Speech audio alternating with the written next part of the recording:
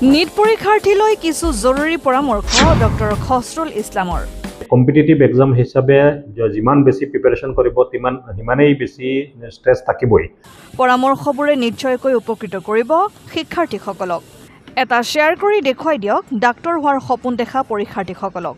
অহা 3 মে ছানডে গোটেই ভাৰতত নীট এক্সামিনেশ্যন হ'ব আৰু ইয়াতে যথেষ্ট সংখ্যক ছাত্ৰ ছাত্ৰী নিয়াৰ এবাউট 26 লাখ ষ্টুডেণ্টে এপিয়াৰ কৰিব আৰু গোটেই বছৰ বা কেইবা বছৰ ধৰি বহুত ষ্টুডেণ্টে তেওঁলোকে অতিকৈ পৰিশ্ৰম কৰি পেলাই যথেষ্ট আশা আৰু আকাংক্ষা লৈ পেলাই তেওঁলোকে এই এক্সামটো এপিয়াৰ কৰিবলৈ গৈ আছে।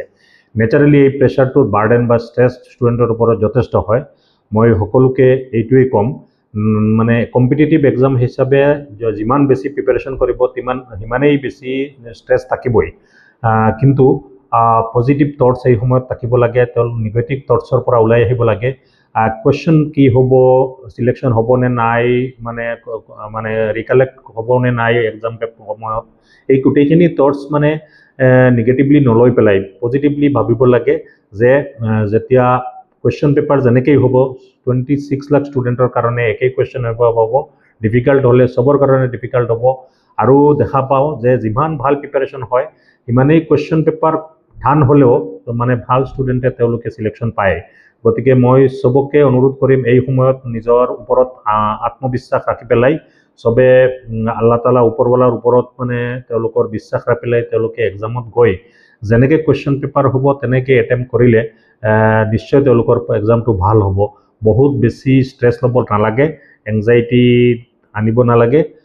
নেচাৰেলি কুৱেশ্যন পেপাৰ যদি টান হয় তাৰ ভিতৰত যথেষ্ট ইজি পেপাৰ থাকে, ইজি কুৱেশ্যনকেইটা লৈ পেলাই আৰম্ভ কৰিলে লাহে লাহে আত্মবিশ্বাস বাঢ়িব আৰু তাৰপিছত বাকী কুৱেশ্যনখিনিও তেওঁলোকে এটেম্প কৰিবলৈ সক্ষম হ'ব।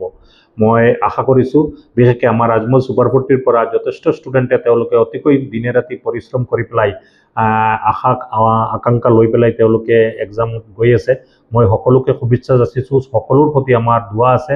বদৰুদ্দিন আজমল চাহাব, সিৰাজুদ্দিন আজমল চাহাব, চবেই গোটেই আজমল পৰিয়ালে, আমাৰ অভিভাৱক অভিভাৱিকা শিক্ষক শিক্ষয়িত্ৰী সকলোৱে তোমালোকৰ কাৰণে দোৱা কৰি আছে। নিশ্চয় যথেষ্ট ভাল এক্সাম হ'ব। তোমালোকে কোনো ধৰণৰ মেণ্টেল ষ্ট্ৰেছত আহিব নালাগে, পজিটিভ থটছ লৈ পেলাই এক্সামত গ'লে আৰু নেচাৰেলি কিছুমান এক্সামৰ নিয়ম কানুন আছে, সেইটো লৈ পেলাই বিশেষ পেৰেচান হ'ব নালাগে।